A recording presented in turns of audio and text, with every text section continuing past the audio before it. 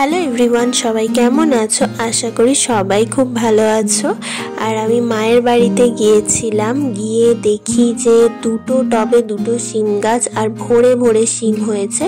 বাজার থেকে কেনা শিম কিন্তু আমি খুব একটা খেতে পছন্দ করি না, কিন্তু এই যে আমাদের শিম হয়েছে টবের মধ্যে, তো এই শিমগুলো খেতে কিন্তু অসাধারণ মিষ্টি মিষ্টি খেতে, ভাজলেও ভালো লাগে, তরকারিতে দিলেও ভালো লাগে। তাই মাকে বললাম একটুখানি শিম তুলে আমাকে ভেজে খাওয়াবে।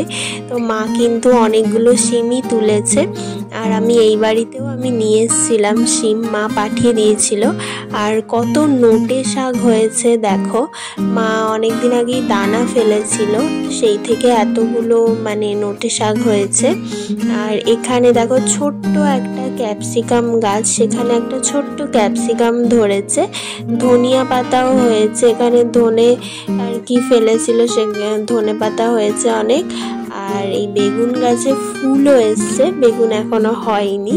তো বারান্দায় আমাদের একটা কুল গাছ আছে বস্তায়, তো এই ডালটা ভেঙে গেছে, প্রচুর ভরে ভরে কুল হয়েছিল এর মধ্যে।